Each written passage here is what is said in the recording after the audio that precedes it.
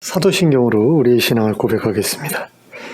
전능하사 천지를 만드신 하나님 아버지를 내가 믿사오며 그 외아들 우리 주 예수 그리스도를 믿사오니 이는 성령으로 잉태하사 동정녀 마리아에게 나시고 본디오 빌라도에게 고난을 받으사 십자가에 못 박혀 죽으시고 장사한 지 사흘 만에 죽은 자 가운데서 다시 살아나시며 하늘에 오르사 전능하신 하나님 우편에 앉아 계시다가 저리로서 산 자와 죽은 자를 심판하러 오시리라.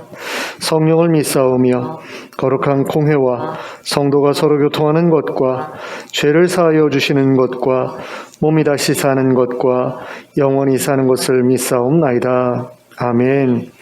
찬송가 12장을 함께 찬송하겠습니다.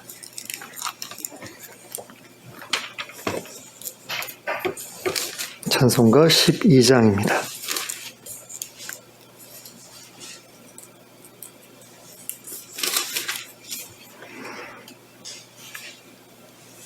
네, 12장 함께 찬송합니다.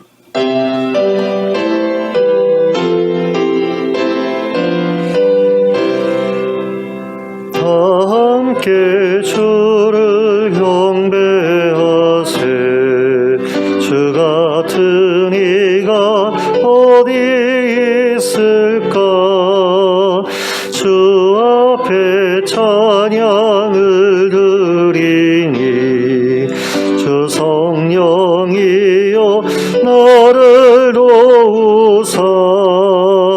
주 기뻐하실 노래 불러서 그 이름 찬양하게 하소서. 내 주여 나를 인도하사 아버지 품에 살게 하시고 주 성령 냉실 살피사 내 맘과 뜻을 주관하시고 주 성령 내 맘 열어주시사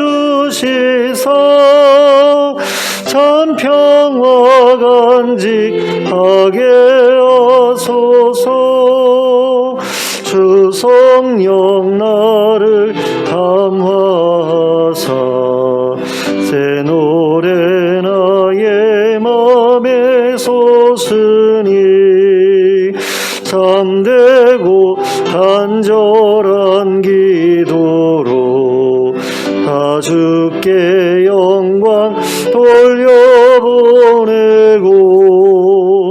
주 성령 내 맘 열어주시사 내 주를 찬양하게 하소서. 말할 수 없는 탄식으로 날 위해 친히 간구하시는 주 성령 나랑 상동나니 이 천한 몸은 주의 것이며 주님의 기업 일자임을 나 밝히 알게 하여 주소서. 아멘. 찬송가 201장을 함께 찬송하겠습니다. 찬송가 201장입니다.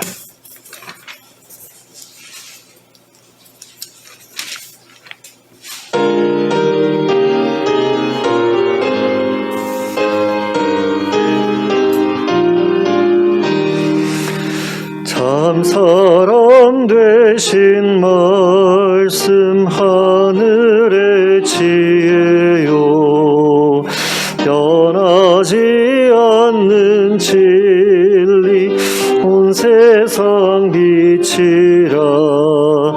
주 말씀 성경에서 찬란히 빛나고 내 길에 등불 되니 주를 찬송하리라.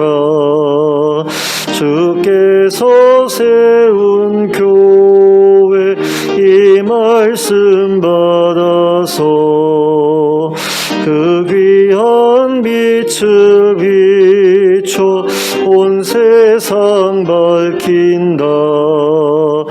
귀중한 성경 말씀 은보다 귀하고 주님의 귀한 모습 잘 드러내도다. 이 말씀 깃발처럼 드높이 날리니 어두운 바다 위에 등대와 같도다. 이 고해 같은 세상 나 평생 지낼 때 그 말씀 나의 길에 등불이 되도다. 주님의 몸 된 교회 빛나는 등 되어 이 세상 만민 앞에 비추게 하소서. 저 방황하는 길손 이 등불 따라서 주 얼굴 볼 때까지 잘 가게 하소서. 아멘.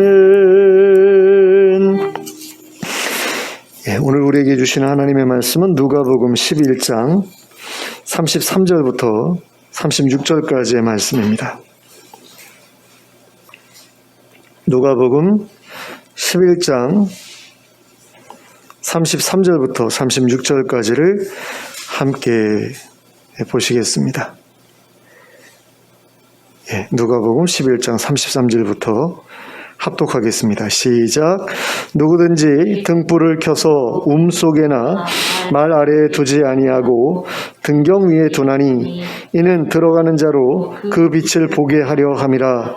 내 몸의 등불은 눈이라. 내 눈이 성하면 온 몸이 밝을 것이요 만일 나쁘면 내 몸도 어두우리라.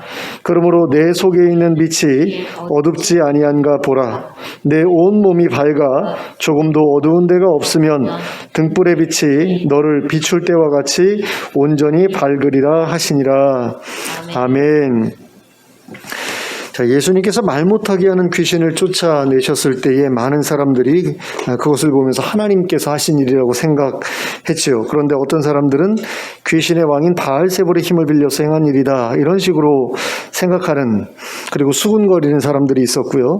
또 그 정도 표적 가지고는 하나님의 그리스도라는 증거로 부족하다라고 생각하는 그런 사람들도 있었습니다. 그래서 예수님께서는 그러한 사람들의 생각이 잘못되었음에 대해서 설명해 주셔야만 했습니다. 왜냐하면 하나님께서 하신 일과 관련된 것이기 때문에 자기가 비난을 받는다 그러면 예수님께서는 그것에 대해서는 그냥 넘어가셨거든요. 비난하든 말든 하지만 하나님께서 모욕을 당하실 때에는 가만히 계시지 않으셨잖아요. 그러니까 아버지께서 하신 일인데 그거에 대해서 아들로서 변호하지 않을 수가 없었기 때문에 이제 설명을 하신 거죠. 이건 하나님께서 하시는 일이고 이 일은 하나님 나라가 이미 이 땅에 임했다는 증거다, 이런 식으로 이제 설명을 하셨거든요. 그리고 표적에 대해서도 이제 이야기를 좀 하시죠. 요나의 표적, 너희들에게 내가 요나의 표적을 보여주어서라도 너희로 하여금 핑계대지 못하게 해야 되겠구나. 그리고 실제로 요나의 표적을 보여주시죠. 부활의 표적을 보여주셔서 더 이상 핑계댈 수 없게 이렇게 만드시는데, 이러한 그 자기 변호에 이어서 예수님께서 하신 말씀이 오늘 본문의 내용이거든요. 등불과 관련된 그런 내용인 것을 보게 되는데요. 먼저 33절의 말씀을 함께 보시겠습니다. 자, 33절을 보시면 누구든지 등불을 켜서 속에나 말 아래에 두지 아니하고 등경 위에 두나니 이는 들어가는 자로 그 빛을 보게 하려 함이라. 근데 이 말씀이요, 복음서에 4번 나옵니다. 마태복음에 1번, 마가복음에 1번, 누가복음에 2번이 나와요. 근데 누가복음에 나오는 2번 중에서 마지막에 나오는 게 본문의 내용입니다. 자, 그런데 여기에서 이제 등불에 대해서 무엇을 이야기하시는 것이냐면 등불을 켜는 데는 이유가 있다라는 거죠. 그 이유가 무엇이냐? 빛을 비추기 위해서다. 빛을 보게 하기 위해서다라는 겁니다.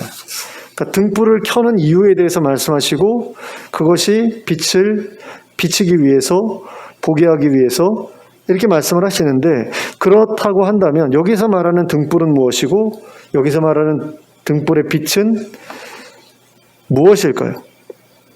그러니까 여기서 말씀하고 있는 등불과 빛은 실제의 등불과 실제의 빛을 말하고 있는 게 아니잖아요. 비유로 빗대서 말씀하고 있는 것 아닙니까?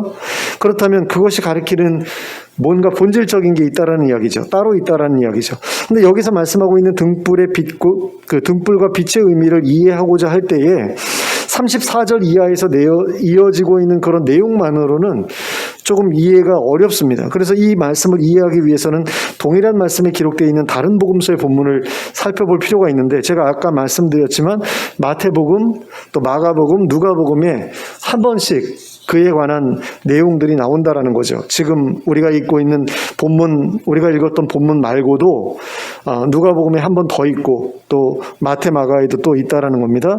자, 그래서 그 본문들을 보면 가장 먼저 이제 마태복음 5장 14절부터 16절까지의 말씀을 같이 봤으면 좋겠습니다. 저기 PPT에 있거든요. 같이 읽겠습니다. 시작. 너희는 세상의 빛이라. 산 위에 있는 동네가 숨겨지지 못할 것이요 사람이 등불을 켜서 말 아래에 두지 아니하고 등경 위에 두나니 이러므로 집 안 모든 사람에게 비치느니라. 이같이 너희 빛이 사람 앞에 비치게 하여 그들로 너희 착한 행실을 보고 하늘에 계신 너희 아버지께 영광을 돌리게 하라. 자, 이 본문은 예수님께서 제자들을 향해 너희는 세상의 소금이다, 너희는 세상의 빛이다 라고 말씀하셨던 내용 가운데 일부입니다. 그리고 이 말씀을 통해 우리는 우리의 착한 행실이 바로 우리의 빛이라는 사실을 알 수 있게 되죠.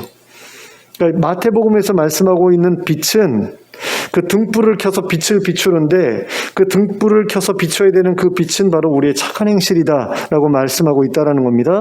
그런데 문제는 마가복음 4장과 누가복음 8장에 기록되어 있는 내용입니다. 여기에서는 소금에 관한 이야기도 나오지 않고 빛의 의미에 대한 단서도 분명하게 주어져 있지 않아요. 그러니까 소금 다음에 빛이 나올 때에는 소금이 세상을 썩지 않게 하는 거잖아요. 또는 세상의 맛을 이제 느끼게 해주는 거잖아요. 하나님 나라의 맛은 이런 거야 라고 이렇게 느끼게 해주는 어떤 그런 존재로서 너희가 살아야 한다. 또 세상에 빛이 무엇인지 보여주는 그런 존재로서 살아야 된다. 이런 내용이기 때문에 마태복음의 내용은 이해하기가 쉽다라는 거죠. 거기서 말하는 빛이라는 게 착한 행실을 가리키는 것이다라는 게 너무나 선명하게 나타난다라는 겁니다. 하지만 마가복음 4장과 누가복음 8장에 나오는 내용을 보면 그게 분명하지가 않다라는 겁니다. 먼저 마가복음 4장 21절과 22절을 보시겠습니다. PPT를 보시면 됩니다. 같이 보겠습니다. 시작.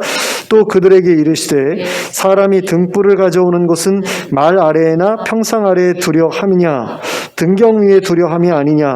드러내려 하지 않고는 숨긴 것이 없고 나타내려 하지 않고는 감추인 것이 없느니라. 자, 여기에서 등불을 가져오는 것은 등경 위에 두어서 나타내려고 하는 것이다라는 거죠. 그러니까 빛을 비추려고 하는 것이다라는 겁니다. 그러니까 아까 우리가 읽었던 오늘 본문 누가복음 11장의 내용하고 별로 차이가 없어요. 또 누가복음 8장 16절과 17절을 같이 또 함께 보겠습니다. PPT를 보시면 됩니다. 시작. 누구든지 등불을 켜서 그릇으로 덮거나 평상 아래에 두지 아니하고 등경 위에 두나니 이는 들어가는 자들로 그 빛을 보게 하려 함이라.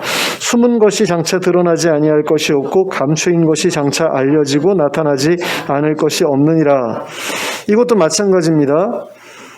등불을 켜서 등경 위에 두어서 빛을 보게 하려고 한다. 그리고 숨은 것이 드러나지 않을 게 없고 감추인 것이 알려지고 나타나지 않을 것이 없다라고 했을 때 결국 그 빛이 드러나야 된다라는 거죠.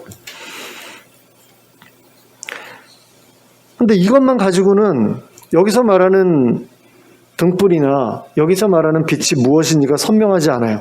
근데 이 본문들을 이해할 수 있는 내용들이 바로 이 본문들 앞에 나옵니다. 똑같이 나와요. 마가복음 4장 앞에도 나오고 누가복음 8장이 본문 앞에도 똑같은 내용이 나오는데 그것이 그 내용들이 무엇이냐? 바로 씨 뿌리는 비유 또는 네 가지 밭의 비유라고 불리는 그런 내용들이 나옵니다. 그러니까 네 가지 밭의 비유가 나온 다음에 이 말씀이 뒤에 이어서 나온다라는 거죠. 그래서 이 본문을 이해하기 위해서는 그 앞의 비유와 이 비유가 어떤 식으로 연결되고 있느냐, 어떤 식의 어떤 공통점을 가지고 있느냐 하는 것을 살펴보아야 되거든요. 그랬을 때 어떤 인과관계, 약간 유사한 인과관계를 볼 수 있습니다. 그것이 무엇이냐면 씨를 뿌리면 열매를 맺잖아요.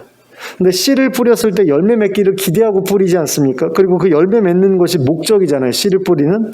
마찬가지로 등불을 켜는 것도 똑같은 인과관계가 있다라는 거죠. 뭡니까? 등불을 켜는 이유는 빛을 비추기 위해서잖아요.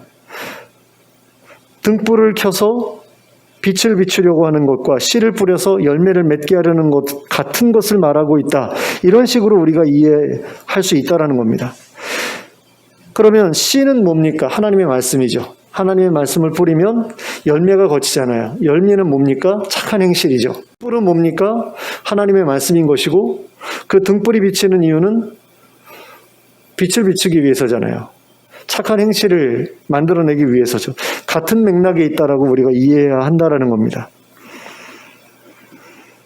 등불은 하나님의 말씀인 씨와 같은 것, 등불이 비추는 빛은 그 씨의 열매인 착한 행실을 가리키는 것, 이렇게 볼 수 있다는 거죠. 그래서 등불은 하나님의 말씀, 빛은 착한 행실, 이렇게 보면 굉장히 간단하게 정리가 됩니다. 근데 문제가 한 가지 있습니다. 그것이 무엇이냐면 바로 본문 34절에 기록된 내용입니다. 34절을 함께 보시겠습니다. 내 몸의 등불은 눈이라. 내 눈이 성하면 온몸이 밝을 것이요 만일 나쁘면 내 몸도 어두우리라. 자, 우리 몸에도 등불이 있다라고 말씀을 하거든요. 근데 그 등불이 눈이라고 말씀하고 있어요. 근데 우리의 눈이 하나님의 말씀은 아니죠. 그럴 수 없잖아요. 그럼 이건 우리의 신체를 가리키는 것이냐라고 했을 때 그것도 아닌 것 같아요. 왜냐하면 그 뒤에 이어지는 내용 때문이죠. 내 눈이 성하면 온몸도 밝을 것이고 만일 나쁘면 내 온몸도 어두울 것이다 라고 말씀하고 있는데, 자, 눈이 멀쩡해요. 그러면 우리의 몸이 밝아지나요? 눈이 멀면은 우리의 몸이 어두워지나요?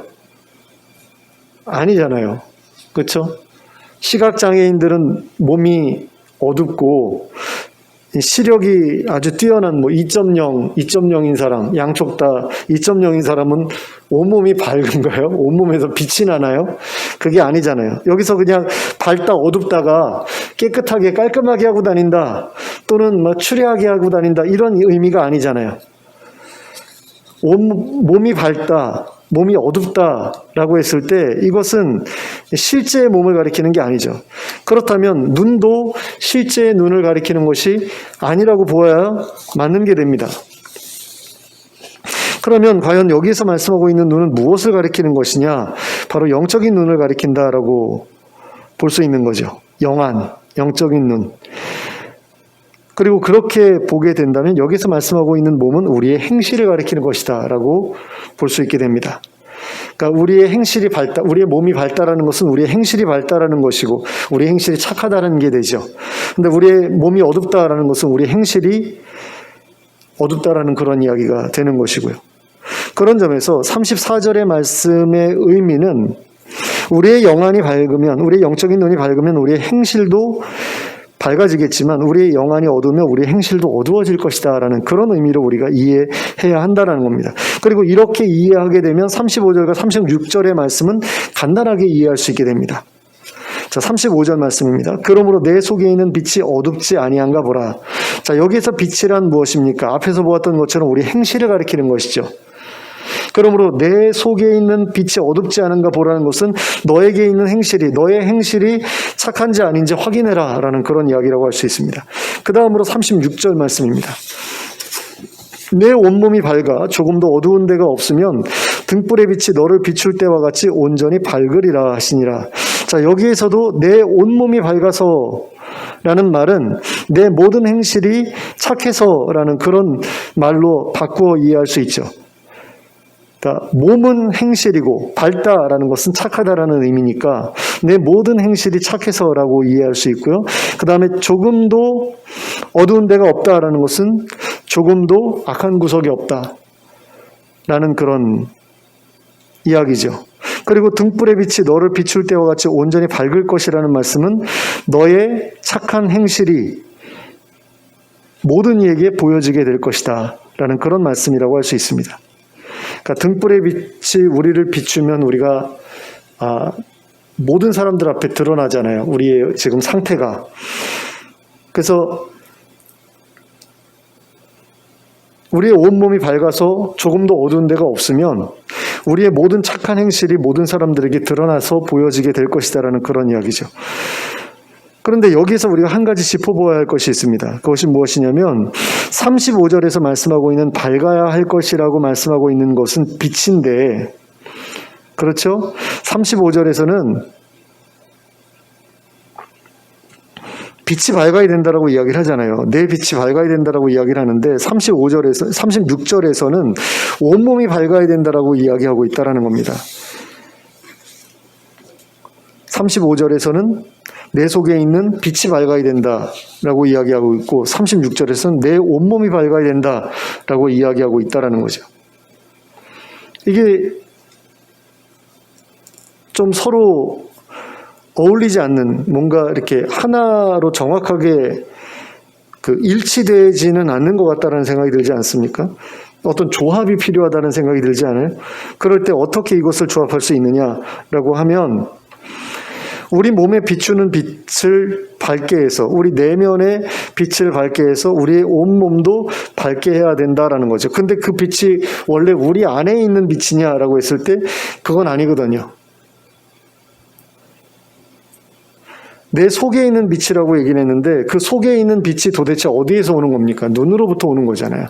눈이 등불이라고 했으니까 그 눈을 등불로 해서 거기서 이제 빛이 비춰져서 우리의 속에 빛이 존재하게 되는 것이고 그 빛을 통해서 우리의 온 몸도 우리의 행실도 밝게 되는 것이다 라는 것인데, 결국 이것을 우리가 좀 더 선명하게 이해하려면 이런 걸 생각해 보면 될 것 같아요. 그러니까 마치 촬영장의 반사판이 조명의 빛을 배우의 얼굴에다가 이렇게 모아주게 되면 그 얼굴이 아주 선명하게 드러나잖아요. 그래서 요즘에는 카메라도 선명하고 TV 화면도 선명하기 때문에 온갖 잡티나 이런 것들, 주름 같은 게 하나하나 다 보여지지 않습니까? 그런 것과 같은 것을 예수님께서 말씀하시고 계시는 것처럼 느껴져요. 그러니까 우리의 몸 자체에서 발광이라는 게 일어나는 게 아니라 어떤 빛이 우리에게 이렇게 비춰져서 그것이 반사되는 어떤 그런 느낌의 말씀을 예수님께서 하고 계시는 것처럼 느껴진다라는 거죠. 그러면 다시 앞으로 돌아가서 이 등불이 의미하는 것이 무엇인지를 우리가 다시 한번 좀 생각해 봤으면 좋겠어요. 자, 등불이라고 할 때 다른 본문들을 살펴봤더니 이 등불이 하나님의 말씀을 가리키는 것이구나라는 것을 우리가 알지 않았습니까? 그런데 문제가 뭐냐면 이 본문에서는, 본문 34절에서는 이 등불을 우리의 눈이라고 말씀하고 있다라는 거죠. 그래서 이게 이 본문이 조금 이해하기가 좀 껄끄럽게 느껴졌다고 해야 될까요? 저는 여기서 계속 걸렸어요. 그러니까 제가 이 본문을 거의 일주일 동안 계속해서 고민을 했거든요. 도대체 34절의 말씀이 와닿지가 않는 거예요. 이 등불이 눈이래요. 근데 다른 그 병행 본문들, 다른 마태복음이나 마가복음이나 누가복음 앞부분에서 말씀하고 있는 이 등불을 보면 이건 분명히 하나님의 말씀이거든요. 근데 하나님의 말씀인데 이거를 가지고 여기서는 눈이라고 이야기하고 있기 때문에 이게 좀 맞지 않게 느껴지고 불편하게 느껴졌거든요. 그래서 너무너무 이거 가지고 이제 씨름을 하다가 결국에는 이 둘 사이에 있는 어떤 상관관계를 찾아야 되겠구나라는 생각이 들었어요. 무슨 말씀이냐면 영적인 눈이 밝아지기 위해서 필요한 게 뭔가, 그리고 영적인 눈이 밝아진다라는 게 뭔가, 이걸 이제 생각해 봐야 했다라는 거죠. 영적인 눈이 밝아진다라는 것은 그 하나님의 말씀을 가지고 잘 분별한다는 이야기잖아요. 그죠? 영적인 눈이 밝아, 저 사람은 영적인 눈이 밝아, 영안이 트였어 라고 하는 것을 우리가 어떻게 이해할 수 있겠습니까? 그 사람이 잘 분별한다는 거잖아요. 영적인 것을. 근데 그 영적인 것을 잘 분별하기 위해서는 뭔가 특별한 게 필요하죠. 그 특별한 게 뭐냐면 바로 하나님의 말씀 아니겠습니까? 그러니까 하나님의 말씀을 잘 이해하고 있어야 영적인 분별이 가능해지죠.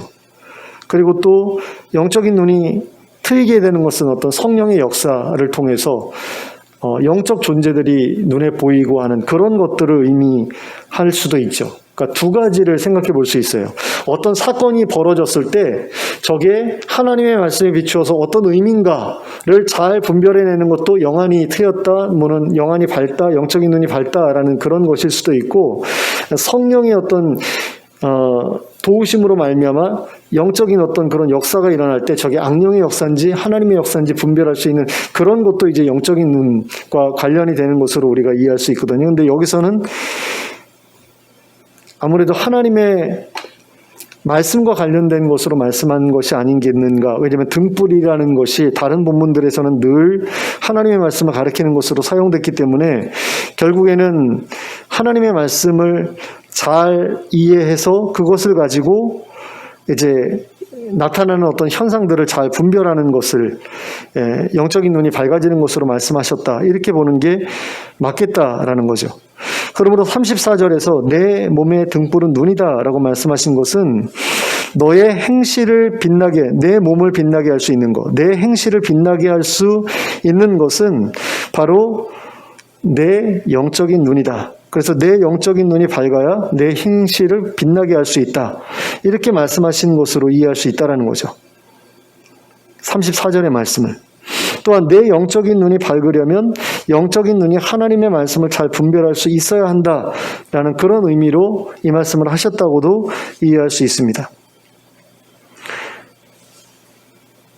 자, 그런데 이 본문을 정말 제대로 해석하기 위해서 무엇보다 중요한 것이 있다면 그것은 왜 예수님께서 이 시점에서 이 말씀을 하셨는가 하는 거라고 할 수 있습니다. 예수님께서 도대체 무슨 이유로 여기에서 등불에 대해서 영적인 눈, 영적인 분별력에 대해서 말씀하신 것이냐, 이것을 이해하면 이 본문의 의미가 조금 더 선명하게 나타나게 된다는 거죠. 자, 예수님께서 여기에서 왜 등불을 이야기하셨을까? 왜 영적인 눈에 대해서 이야기를 하셨을까라고 했을 때 그 이유는 영적인 눈이 없는 사람들에 의해서 하나님의 역사가 부인되었기 때문이다라는 거죠. 그러니까 말 못하게 하는 귀신을 내쫓았더니 그게 하나님의 역사였음에도 불구하고 그건 하나님의 역사가 아니라 사단의 역사야라고 말하는 그런 그 영적으로 어두운 사람들에 대해서 예수님께서 책망하기 위해서 이런 말씀을 하셨다라는 거죠. 그리고 제자들한테 너희는 저 사람들하고 똑같아서는 안 돼라는 것을 말씀하기 위해서 이것을 말씀하셨다라는 겁니다. 하나님의 나라가 임해서 귀신이 쫓겨나가는 역사가 나타났는데 그것을 사탄의 역사라고 말하는 그 유대인들이 있었기 때문에 그래서 이 말씀을 하셨다라는 거죠. 그래서 등불을 켜서 등경 위에 두어야 한다 라는 말씀도 하신 것이고 또 그래서 그 빛이 사람들의 눈에 드러나게 해야 된다라고 말씀하신 것이다라는 겁니다. 하나님의 말씀을 잘 깨달아서 분별력을 가지고 자신의 눈앞에 펼쳐지는 그런 일을 올바로 이해해야 한다라고 말씀하셨다라는 거죠. 그래야 자신의 행실이 잘못되지 않게 할 수 있다라고 말씀하신 겁니다. 자, 그런 점에서 이것은 하나님의 역사를 사단의 역사로 오해했던 사람들에 대한 예수님의 책망이라고 볼 수 있다라는 거죠. 영적인 분별력이 없는 사람들을 향해서 너에게는 등불이 없구나, 너에게는 영적인 눈이 없구나, 이렇게 말씀하신 겁니다. 그러니 너의 행실이 그렇게 어두울 수밖에 없는 것 아니겠느냐, 이렇게 말씀하신 것이다라는 거죠. 그리고 이러한 예수님의 의도는 앞에서 살펴보았던 다른 복음서들의 본문의 문맥을 살펴볼 때도 동일하게 드러나는 것이라고 할 수 있습니다. 그러니까 좋은 열매를 맺지 못하는 사람들은 그 마음밭이 좋지 못하기 때문이잖아요. 마찬가지로 빛을 비추지 못하는 사람들은 등불을 켜서 등경 위에 두지 않기 때문이다, 이렇게 볼 수 있는 거죠.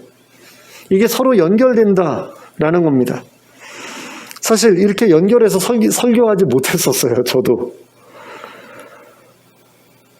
그냥 등불이 하나님의 말씀, 빛은 우리의 착한 행실, 이 정도라고 이해해서 이렇게 설교를 하게 했는데, 이 앞에 본문과 뒤에 본문이 그렇게 연결될 수도 있구나. 네 가지 밭의 비유와 이 등불의 비유가 이렇게 연결이 되는구나에 대해서는 이번이 처음이에요. 이번에 처음으로 제가 연결지어서 생각하게 됐어요. 그 전까지는 그렇게 생각해 본 적이 없습니다. 그렇게 설교하신 분들도 제가 본 적이 없고요.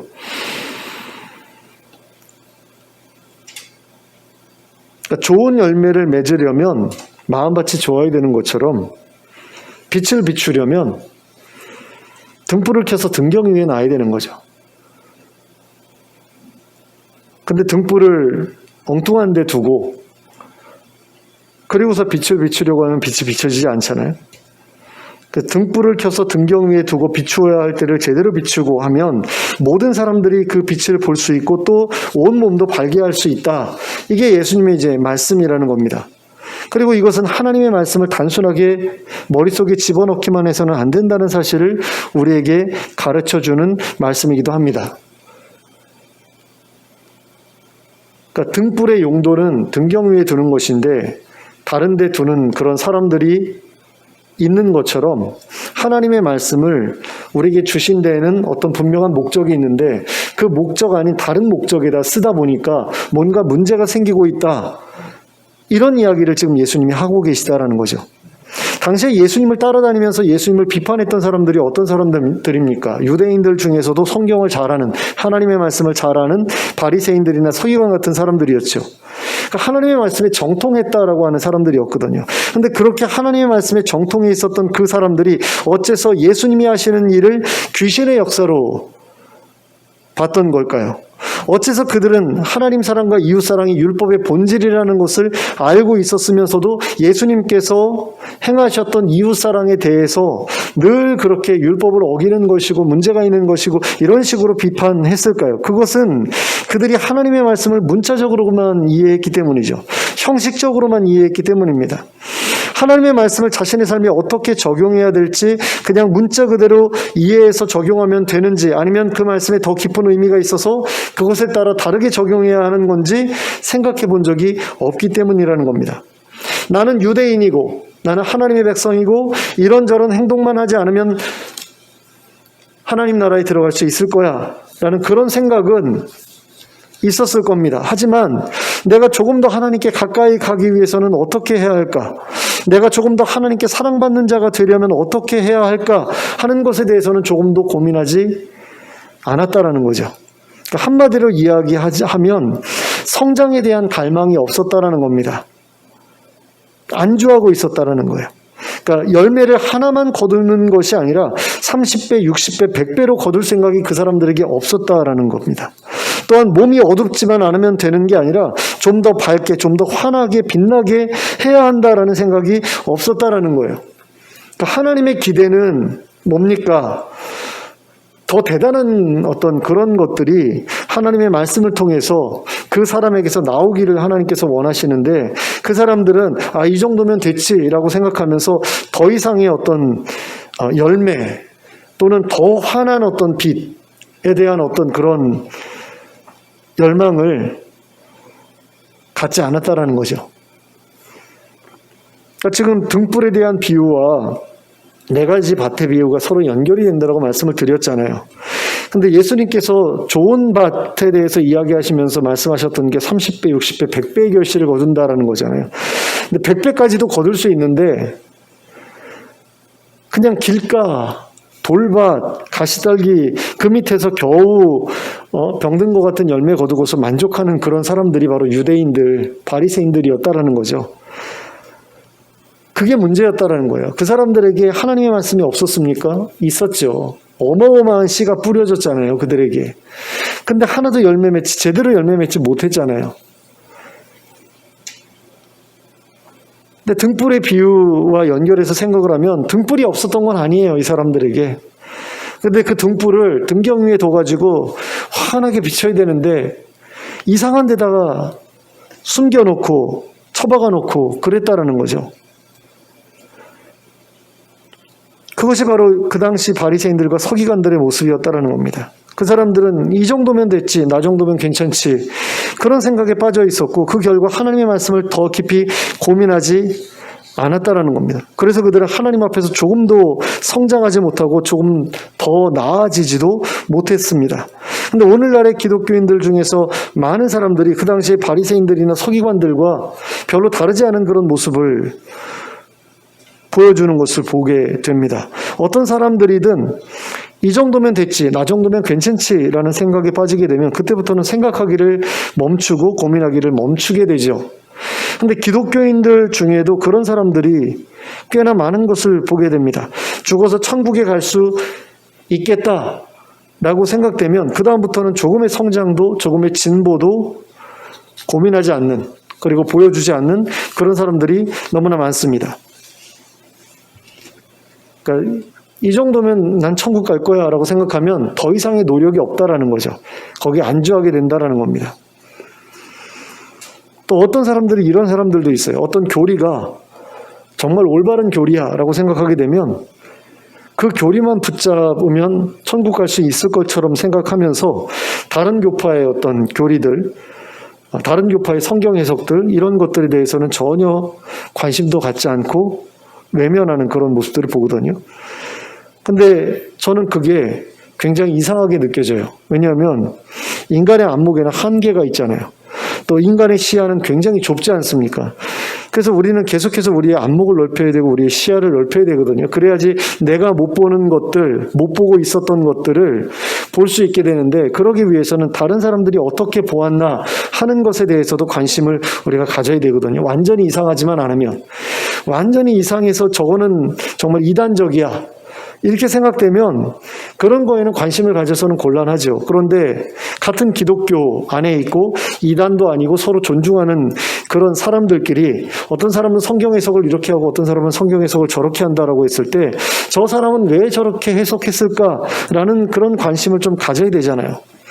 그러니까 바리새인들도 예수님께서 왜 도대체 저렇게 놀라운 기적을 일으키는 저 선지자가 어떻게 성경을 저런 식으로 해석하게 되었을까, 이런 것들에 대해서 좀 관심을 가졌어야 되는 것 아닙니까? 전혀 관심이 없었죠. 근데 그런 중에도 어떤 사람들은 예수님께 찾아오잖아요. 그리고 하나님의 말씀에 대해서 좀 더 가르쳐 달라고 하잖아요. 어떻게 해야 내가 하나님 나라를 볼 수 있습니까? 내가 어떻게 해야 하나님 나라에 들어갈 수 있겠습니까? 이 사람들 모르고 있지 않았어요. 율법을 지켜야 된다, 다 알고 있었죠. 근데 율법 지키는 게 쉽지가 않으니까 그럼 어떻게 지켜야 됩니까? 어떻게 하면 지킬 수 있습니까? 이런 것들을 이제 물어보러 왔어야 되는데, 그렇게 물어보러 온 사람 중에 젊은 부자 청년, 그러니까 관원이죠. 부자 청년 관원도 있었고 또 니고데모 같은 사람들도 있었고 그렇잖아요. 그런 어떤 그 고민들이 있어야 하나님 앞에서 성장할 수 있고 또 그 행실이 어둡지 않은 가운데 빛 가운데로 나올 수 있게 되는데, 그런 사람들이 별로 없었지 않습니까? 전혀 없었던 것은 아니지만, 근데 그 당시에도 그런 사람들이 많지 않았던 것처럼 오늘날에도 기독교인이라는 그런 타이틀은 가지고 있는데 그와 같은 고민을 가지고 하나님께 나오는 사람들, 예수님께 나오는 사람들이 없다라는 거죠. 근데 그렇게 해서는 더 이상 성장할 수가 없다라는 겁니다. 그 성장하기 위해서라도 우리 안목을 계속해서 넓히고 우리 시야를 넓히는 그런 일을 해야 되는데, 이걸 누가 어떻게 해야 할 수 있느냐라고 했을 때, 이거는 하나님이 도와주셔야만 할 수 있는 일이잖아요. 성령님께서 우리 눈을 열어주셔야 되는 거 아닙니까? 그래서 우리에게 벌어지고 있는 일들을 이해하고 그 상황 속에서 우리가 어떤 일을 해야 하고, 이런 것들은 누가 가장 정확하게 알고 계시느냐? 하나님이 알고 계시고 성령님이 알고 계시는데, 그 성령님의 인도가 있어야 우리가 이런 것들을 깨닫고 우리의 눈을 밝게 해서 제대로 분별하고 제대로 이해할 수 있다는 겁니다. 그래서 우리는 생각하기를 멈추지 말아야 하는 거죠. 하나님의 말씀을 많이 하는 것에 만족하지 않고 그 말씀을 등불로 삼아서 우리의 행실을 계속해서 비춰보는 그런 일을 해야 한다는 겁니다. 그리고 우리의 길을 밝혀달라고 하나님께 계속해서 기도해야 되는 거죠. 우리가 바른 길을 가고 있는지 하나님께 여쭙는 그 일을 우리는 계속해야 한다는 겁니다. 멈추지 말고. 그래야 바리새인들이나 서기관들처럼 하나님의 역사를 오해하는 그런 잘못된 행실에 빠져들지 않을 수 있게 된다는 겁니다. 그러므로 하나님의 말씀과 성령님의 도우심을 힘입어서 영적인 눈을 밝히는 일에 힘쓰는 저와 여러분이 될 수 있기를 바랍니다. 그리고 그렇게 밝아진 영적인 눈을 가지고 자신의 행실을 밝혀서 그 착한 행실을 통해 하나님의 영광의 빛을 세상에 비추는 저와 여러분 될 수 있기를 예수 그리스도의 이름으로 축원합니다. 기도하겠습니다. 사랑의 하나님 아버지, 영적인 눈이 어두워서 하나님의 역사를 사단의 역사로 오해했던 사람들을 우리가 보았습니다. 등불을 켜서 등경 위에 두지 않았기 때문에 자신의 몸을 제대로 비출 수가 없었던 것이라는 사실을 하나님 예수님의 말씀을 통해서 우리가 배웠는데, 하나님 우리가 그와 같은 어리석은 일에 빠지지 않게 되기를 원합니다. 하나님, 하나님의 등불에 그 빛을 온전히 우리 몸에 비출 수 있도록 하나님 우리가 계속해서 하나님께 간구하기를 원합니다. 하나님 말씀을 깨닫게 해달라고, 그 말씀에 기초하여서 세상에서 벌어지고 있는 그런 일들을 잘 분별할 수 있게 해달라고 기도하는 그 일을 우리가 중단하지 않기를 원합니다. 그리고 우리가 정말 바른 길을 걸어가고 있는지 하나님께 우리의 길을 비춰달라고 간구하는 그 일도 우리가 계속할 수 있기를 원합니다. 그런 가운데 우리의 삶이 빛나게 되기를 원합니다. 하나님의 영광의 빛으로 빛나게 되어서 하나님의 영광을 세상에 보여줄 수 있게 되기를 원합니다. 하나님, 그리고 그런 길을 걸어가는 가운데 계속해서 저희가 열매 맺게 되기를 원합니다. 더 환하게 빛나게 되기를 원합니다. 이 정도면 되겠지라고 생각하고 안주하는 그 자리에 있지 않기를 원합니다. 더 나은 그런 삶을 하나님 앞에 살아낼 수 있게 해주시고 더 풍성한 열매를 거둘 수 있게 해주시고, 그럼으로써 우리가 하나님과 동행하고 있음을, 예수 그리스도의 뒤를 따라가고 있음을 하나님 우리 모두가 알 수 있게 해주시길 원합니다. 중단 없이 계속해서 고민하고 말씀과 씨름하고 진리를 깨달아가고 그 진리 안에서 살아가는 그 일이 하나님 우리의 삶의 지속적인 그런 방향성과 또 노력이 될 수 있도록 인도하여 주시옵소서. 예수 그리스도의 이름으로 기도하였습니다. 아멘. 찬송가 366장을 함께 찬송하겠습니다. 366장입니다.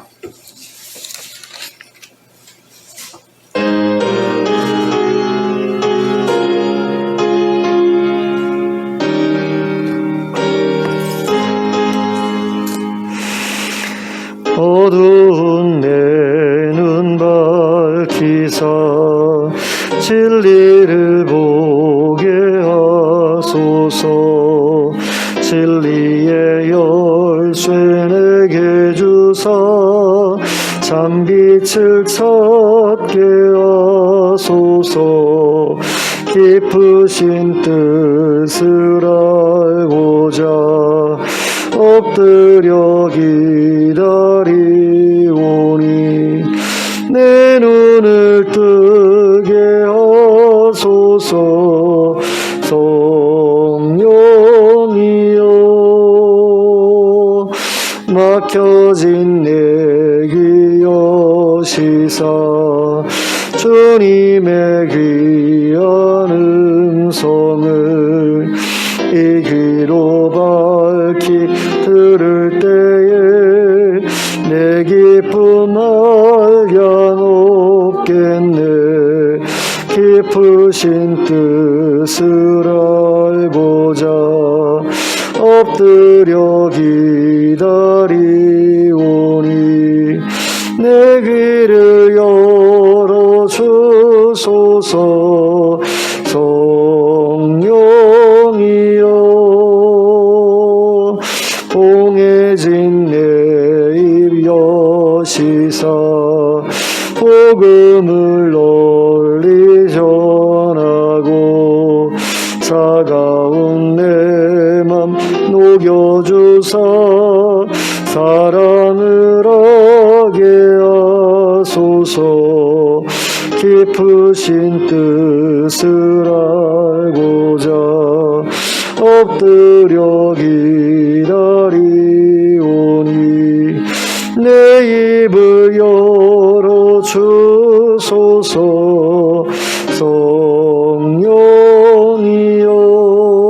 성령이여. 아멘. 주님 가르쳐 주신 기도로 예배를 마치겠습니다. 하늘에 계신 우리 아버지여, 이름이 거룩히 여김을 받으시오며 나라가 임하시오며 뜻이 하늘에서 이루어진 것 같이 땅에서도 이루어지이다. 오늘 우리에게 일용할 양식을 주시옵고 우리가 우리에게 죄 지은 죄를 사하여 준 것 같이 우리 죄를 사하여 주시옵고 우리를 시험에 들게 하지 마시옵고 다만 악에서 구하시옵소서. 나라와 권세와 영광이 아버지께 영원히 있사옵나이다. 아멘.